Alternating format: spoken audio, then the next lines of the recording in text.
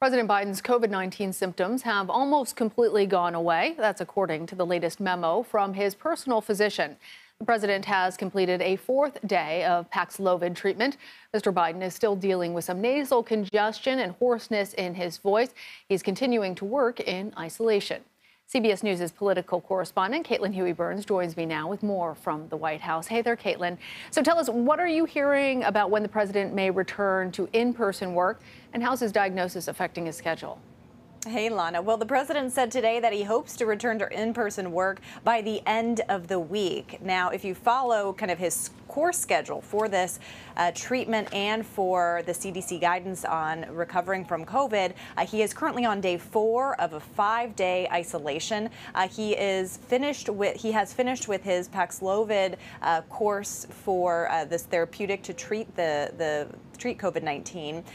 But there's also a question of what his travel in the future might look like and what his return to in-person work might look like. According to CDC guidelines, they recommend that a person not travel within 10 days of recovering from the virus. So I asked the White House coordinator whether, in fact, the president will travel at the end of that time or before that time, and they said that they will follow CDC guidance. But the president appeared today virtually. He's been having virtual meetings. He talked to a law enforcement group. He also talked to chip manufacturers, and he essentially said on that virtual meeting that he's eager to get back to work in person, that he's feeling good, that he has a little bit of a raspy voice. The White House says that he is well on his way to a full recovery, and they're reiterating that he has been vaccinated, both doses of the vaccination, and has been boosted twice. There are questions remaining, however, about whether the president's personal doctor will brief the press. He has yet to do so. Yeah, I know that there's some questions about that. Caitlin, on the heels of the World Health Organization declaring monkeypox a global health emergency, the Biden administration says that it's considering declaring the situation a public health emergency here in the U.S. Does the White House believe that it has the resources to get a handle on the situation? Well, Lana, it was really interesting hearing from the COVID coordinator, Dr. Jha, about this monkeypox, and they are saying that this is a priority for them, and they kind of outlined where they are putting their attention and focus, which is really going to be run out of the Health and Human Services Secretary, Javier Becerra. They said that they're focusing on 4 kind of pillars here, which is procuring the vaccine, enough vaccine for people, having access to testing, and also access to treatment, and communicating with communities most impacted by the virus. There have also been reports that the White House is considering naming a coordinator to focus on this, but they say that vaccinations and testing are the priority. All right. Well, on Monday, the president also met virtually with labor leaders to discuss the CHIPS Act that would invest $52 billion in boosting U.S. production of semiconductor chips. A Senate vote will be held this week on the bill. Tell us, Caitlin, what's the White House's urgency in getting this legislation passed? Well, this is all about jobs and the economy and getting the supply chain, getting the consequences of the supply chain addressed.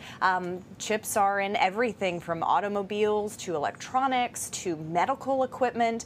And this has been really a bipartisan priority from Congress. The Senate was actually supposed to vote on the bill today, but that vote was postponed till later in the week because of weather here in Washington and senators getting back to the city to have that vote.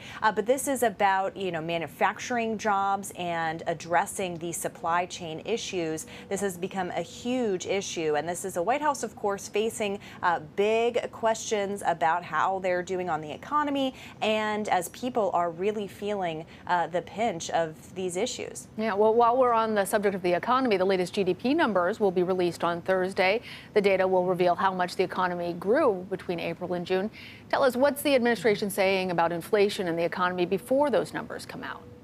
Well, the big question is the R word, a recession. And the president came out and said today that we are not headed for a recession.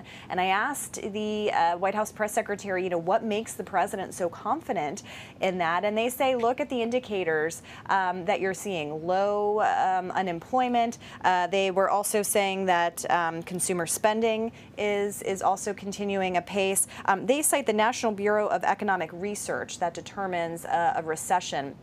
And they are pointing to those kind of indicators to suggest that the country is not heading for one. But that's a pretty bold statement. And, there are questions about whether, what the White House would do in that case. We've seen and reported on before the White House underestimating the economy, the Treasury Secretary saying that they kind of underestimated these kinds of things. So there are going to be questions posed to the White House as we get more data this week on a variety of different fronts related to the economy, to jobs, to inflation.